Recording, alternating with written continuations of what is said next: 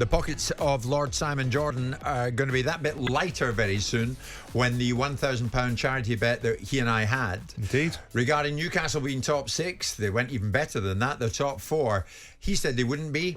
So did that individual Danny Murphy. Both are wrong, and I'm waiting for my £1,000 for a charity of my choice, and I will reveal the charity of my choice live on air. But it is in some ways humiliation for you when that is handed over. They are one of the success stories of the season, Simon, are they not? Very much so. They're one of the success stories of the second half of last season as well, let's be honest. Yeah. The challenge for them is to continue to build, because they've gone in such a vertical direction from where they came from to where they are now. It's been such a that it's going to be difficult to keep that trajectory. They've also got the challenge now of not only playing in the Premier League, they've now got the European campaign that comes alongside it. So they've got to have a bigger and better and more varied squad than the one they've currently got. I think they've made some wonderful signings. I'm a huge fan of Callum Wilson. I always have been. The problem with Callum is he's not fit enough, but when he is, he's absolutely prolific. I think the boy Isak they've signed is wonderful. Almiron has come on leaps and bounds. And obviously you've got the boy Guimaraes in the middle of the park. And I think defensively they're going to get asked some more questions over the ensuing weeks and months of a new season. And I think there are going to be certain players that have come in and done great jobs for them that are going to find themselves surplus to requirements. I think if Newcastle can finish in the top 4 again next season, I think it will be a very significant achievement. I think what they've done this season is brilliant.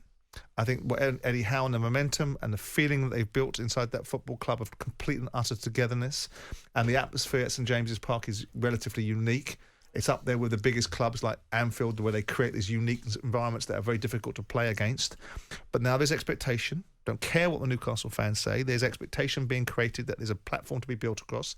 There's a pressures coming behind that with the immense finances they've got. They've set themselves a standard. They've got a European campaign.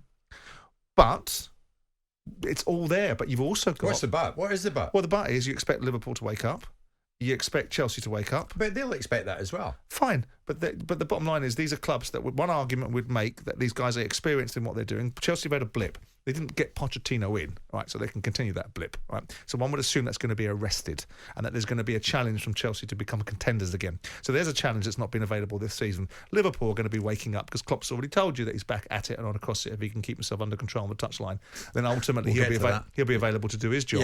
Yeah. So they'll be back in the mix. So all of a sudden, those challenges come on the horizon that they haven't had this year. Villa are not playing about with Unai Emery and what goes on there. But it's all great. It augurs brilliantly, doesn't it? Well, of course Newcastle will welcome all of that. And tragically, that for all of us, though, they're still in the fumes of the team that's disappearing over the horizon and getting further and further away, which is Manchester City. When do Newcastle get it done, Stuart? Leicester at home, then Chelsea away. Leicester at home.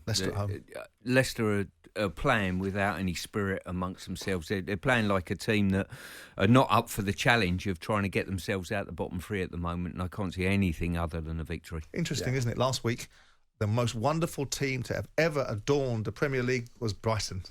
This week, later on in the week, they've just got bashed up by Newcastle. Reality comes a-knocking. Leicester are in a whole raft of trouble. Oh, yeah. The thing that Eddie Howe alighted upon was this means nothing if it doesn't get supported by a win against Leicester. How can you possibly make a case from what we've seen over Leicester in the last 2 or 3 weeks that they're even going to get anywhere near Newcastle? Actually, Brighton will be kicking themselves this morning, though, because at 2-1 you thought, yeah, they might just do it. They might get it to 2-2. Then all of a sudden, it was 4-1. All of a sudden, it's 11:30. Stuart, hit me with it before we get there. Just a quick one here. Yeah. By the time Leicester play at Newcastle, they could be relegated or near as damn it anyway, if the results go against them. Of course. Yeah. That's a happy little thought for all the Leicester fans to go to the break. Just trying to give them a lift. Jim White and Simon Jordan, Monday to Thursday morning, 10 till 1. On AM, on DAB, via the talkSPORT app and on your smart speaker. talkSPORT.